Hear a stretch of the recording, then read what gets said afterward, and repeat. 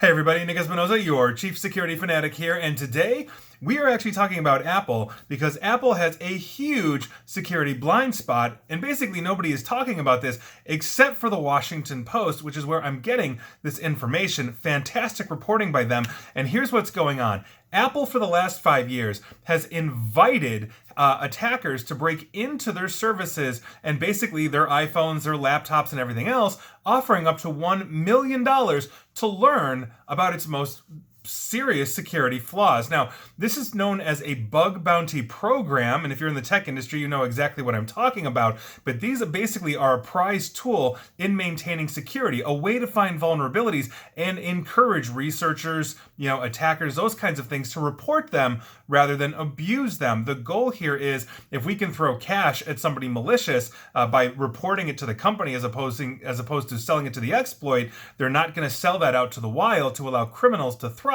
And then the company, in this case Apple, or take your pick, Microsoft, etc., becomes hardened and more secure because they fix them. But those who are familiar with Apple's program say that Apple is actually slow to fix these reported bugs. They don't always also pay the hackers what they believe they are owed. Ultimately, they say Apple's insular culture was essentially is hurting this program and creating a blind spot in security. And I should also point out, it's not just criminal hackers. Researchers legitimately go after these as well. It can be a really solid payday if you're finding a bug in an Apple, assuming they're actually paying you, and we will get to that. Now, for that, let's talk about Katie Musurius. I'm sorry, Katie, if you're watching this and I'm pronouncing this wrong, but she is the CEO and founder of Luda Security, and they actually work with the Defense Department to set up their bug bounty, and she said that Apple's bad reputation in the security industry will lead to, and I quote, less secure products for their customers and more cost down the line. Meaning, if they're not paying these things out or fixing these vulnerabilities are creeping in and we've got problems. Now, Apple said its program, launched in 2016, is a work in progress. Until 2019, the program was not officially open to the public, although researchers say the program was never actually exclusive. And in interviews with more than 24 security researchers, some of whom spoke on the condition of anonymity because they were under non-disclosure agreements due to the bug bounty program, the approaches taken by Apple, or rather Apple's rivals, were held up for comparison here. So Facebook, Microsoft, and Google publicize their programs and highlight security researchers who receive bounties in blog posts and leaderboards. They hold conferences, they provide resources to encourage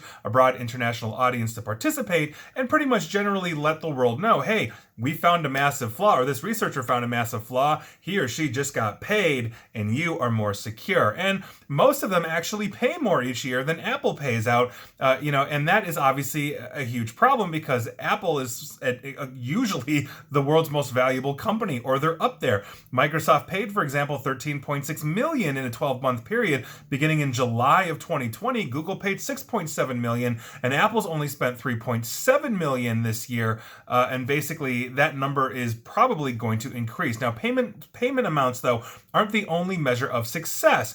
The best programs support open conversations between the researchers, the hackers, and these companies. Apple, already known for being tight-lipped, limits communication and feedback on why it chooses to pay or not to pay for a bug, according to the security researchers who have submitted bugs to their bounty program, and a former employee of Apple's who spoke on the condition of anonymity, also because of a non-disclosure agreement. Apple also has a massive backlog of bugs that they haven't fixed yet. So they basically have vulnerabilities they haven't fixed their iPhone or MacBook, take your pick, according to this former employee, and also a current employee also speaking due to an NDA on the condition of anonymity. Now, the quote-unquote unfriendly nature of its bug bounty program has discouraged some security researchers from pointing out flaws in Apple, according to these people. That's basically prompted some of them to sell them to gray market customers like government agencies or companies that sell sophisticated hacking services, or go public without notifying Apple, which obviously puts you, the Apple customer, at risk. That's a huge, huge problem, and we'll get to that. Now, As an example, Cedric Owen, earlier this year chose to tell Apple when he found a massive flaw that allowed hackers to install malicious software onto Mac computers. Yes, you can get infected, Mac folk. And basically, it was bypassing Apple's security measures. Patrick Wardle, expert in Mac security, said in a blog post that the vulnerability put Mac users at grave risk. And Jamf, which is a mobile device management and I believe security firm, said that they found evidence that the attackers were already using this vulnerability that had been discovered by Mr. Owen. Now, the security of Apple products, particularly iPhones, has come under more scrutiny after revelations this summer by the Pegasus Project, an investigation in the Washington Post and 16 other media outlets around the globe, showed how this Israeli company was basically, this Israeli company called the NSO Group was licensing this software to governments and intelligence agencies to hack into phones belonging to human rights advocates, journalists, and politicians around the globe. Basically, the investigation uncovered the evidence of successful or attempted hacks on 34 iPhones, including the latest models with the latest updates. And this is what we're talking about. Selling these kinds of things is very lucrative. In the endless and messy global war over internet security, even the most vigilant companies have seen their defenses fall at the hands of nameless and faceless, attackers. Apple is no exception.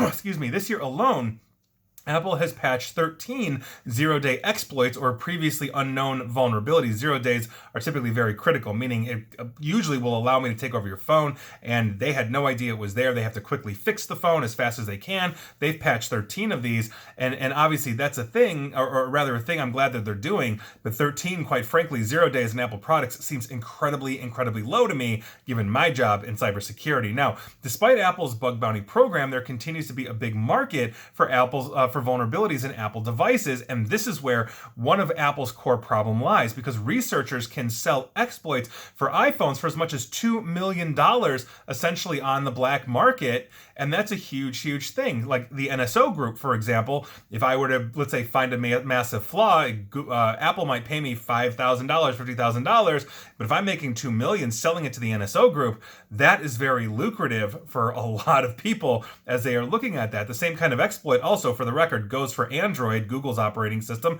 and those exploits tend to go for $2.5 million. So it's a huge, huge thing that we have here. But if Apple is slow to actually update this means that these researchers, when they're finding these, look at this and say, well, Apple's not really paying out. I don't want $5,000 when I can get $2 million somewhere else, or $100,000 instead of $5,000. I'm gonna go somewhere else. Not to mention the fact that Apple, according to the Washington Post, is sitting on these bug bounties, meaning they're not actually fixing this. And the article also went on to talk about essentially how the insular ecosystem of the operating systems of Apple's culture doesn't really want to publicize, one, that they have vulnerabilities. In my personal opinion, is that it goes way against their marketing. You remember the Justin Long, I'm a Mac, I'm a PC, with John Hodgman and Justin Long, and they used to say like, oh, well, if you have a Mac, you'll never get a virus. That's total crap. It's a complete lie. It's the same with the iPhone. Oh, well, you'll never get infected on an iPhone. It's a complete and utter lie. We see these things all the time. I literally just had someone the other day send me a message, with this. I literally just had another client that, we were able to find multiple exploits, on the machine, because Apple people, basically, a lot of them don't understand that just because they have a Mac, they aren't as secure. I mean, it's a huge problem. Now, while Windows is the number one target out there, you Mac folk are targeted as well. This is the proof. And if Apple is delaying this bug bounty program, or they're delaying installing these fixes that you should be installing through the update system, this is a huge problem. It leaves you at risk for extended periods of time. And as Apple becomes more and more targeted, as they are, again, one of the largest corporations in the world, they need to be paying out the researchers top dollar for finding these things, and they need to make it public so they can attract even more researchers to find even more bugs, because their operating systems, whether it's iOS for iPhone and iPad, or Mac OS for MacBook and I guess desktop computers, it's not perfect. No system is. If there's a vulnerability, it will be exploited, and everything is vulnerable in some way. We simply haven't found it yet, and that is your news of the day. Heads up, Apple users. And please like, share, follow me here on Facebook and Twitter at NickAESP, or please feel free to subscribe to me at YouTube as well. And all of those companies, for the record, have really good bug bounty programs. And as always, stay safe, stay online, stay private, and in Apple users, please stay patching.